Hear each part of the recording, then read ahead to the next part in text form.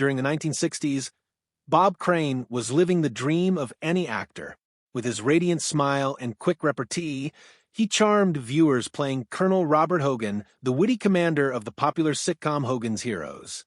To millions of viewers, he was the quick-witted, handsome officer who always seemed to have a scheme cooking, who defused bleak situations with his wisecracking humor, and who fired off punchlines with suave ease.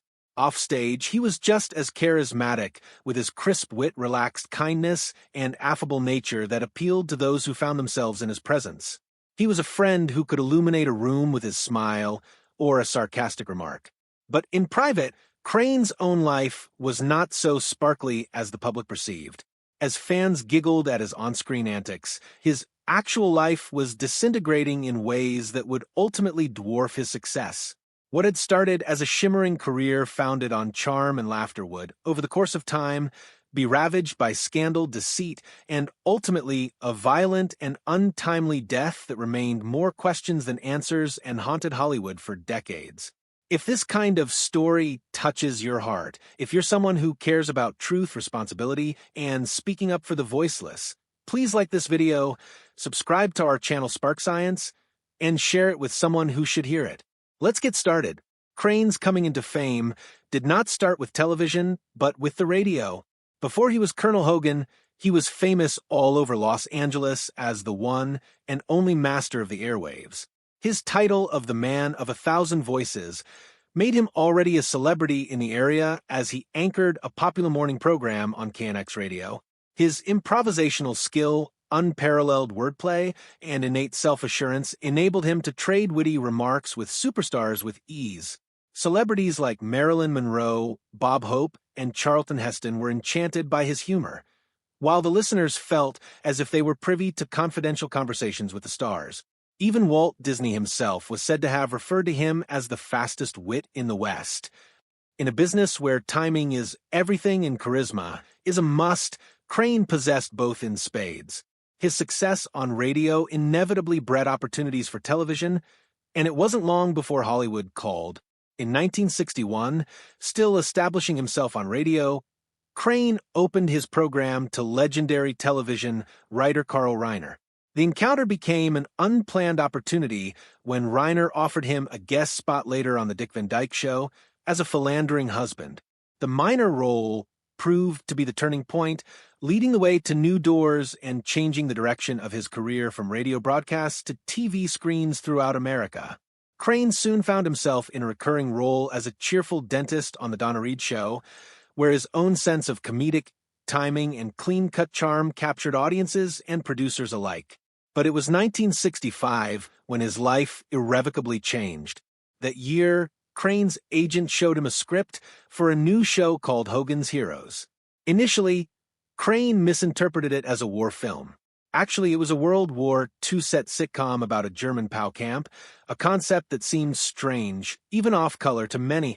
But when Crane took over playing Colonel Hogan, the suave, wry, and ingenious leader of Allied POWs, always staying one step ahead of their hapless captors, viewers were instantly enthralled.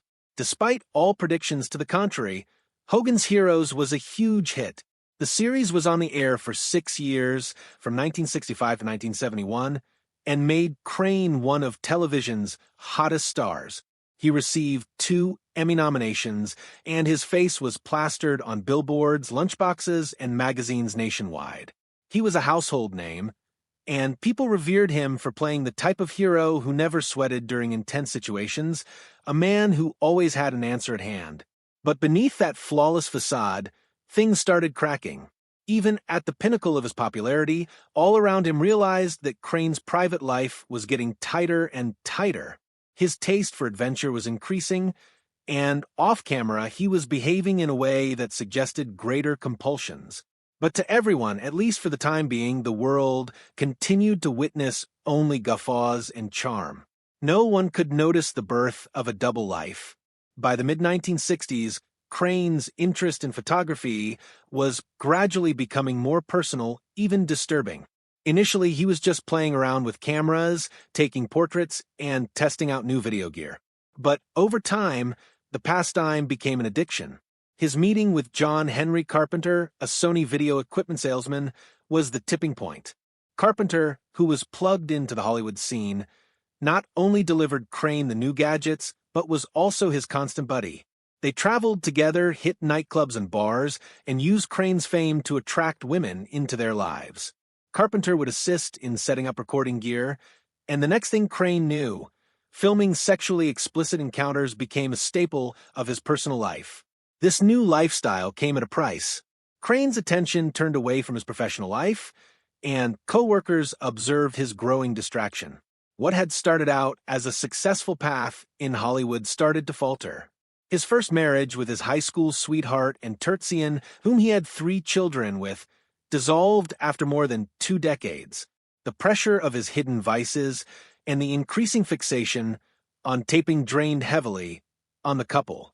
He subsequently wed Patricia Olson, more famous among Hogan's Heroes fans as actress Sigrid Valdis, but the same problems continued. Even on professional sets, like when working on Disney's wholesome 1973 film Superdad, Crane's on-set behavior was a concern to executives. His reputation was starting to tarnish, and rumors about his personal life flowed quietly through Hollywood. By the late 1970s, Crane was no longer the TV star he once was. Although still a household name, the roles that had once come easily dried up. He turned more toward stage productions, working steadily in dinner theaters and regional plays.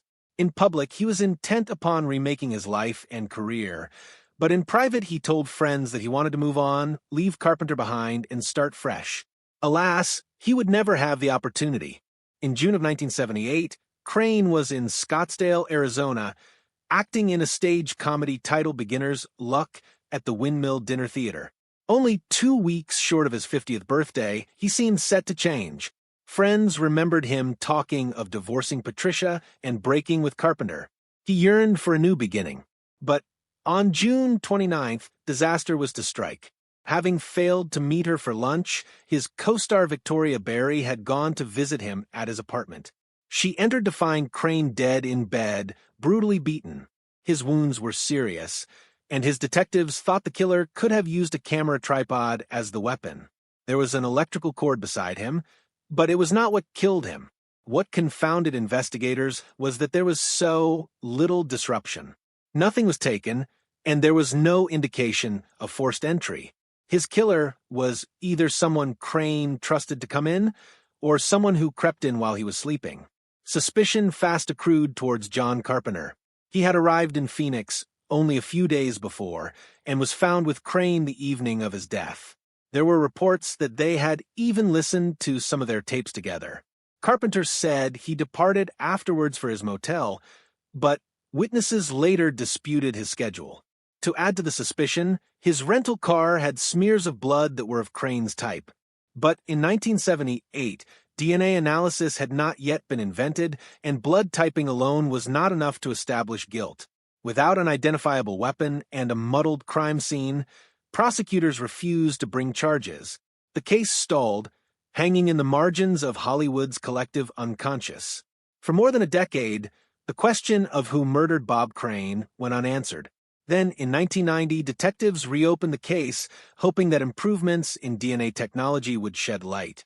They found old photos of the interior of Carpenter's car that seemed to contain biological material. Although most of the initial evidence had been destroyed, prosecutors decided to go ahead with charges. John Carpenter was arrested in 1992 and, in 1994, tried for the murder of Crane. The courtroom intrigue held public fascination. Prosecutors depicted Carpenter as a scorned friend, upset about Crane's decision to sever their relationship.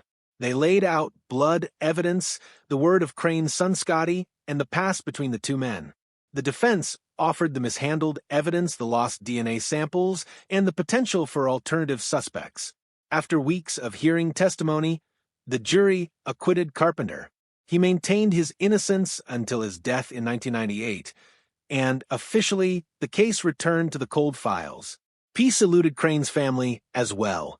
His children spoke of the anguish of seeing their father's life condensed into tawdry front pages and evidentiary hearings. Rather than his decades of service as an innovating radio personality and Emmy Award-nominated thespian, The press fixated on the lurid details of his personal life. To them, he was less a pioneering performer and more of a fallen star. Even Hollywood stepped back. Though his 1978 funeral attracted about 200 mourners, including celebrities such as Patty Duke and Carol O'Connor, reruns of Hogan's Heroes dropped, and Crane's name was hardly celebrated. His children grappled with the legacy that was left behind, resisting productions such as the 2002 autofocus, which portrayed Crane in a lurid and sensationalized manner. Scotty, his son, even launched a website to come to his father's defense, claiming the media improperly manipulated the news. In subsequent years, there were new attempts at re-examining the evidence. In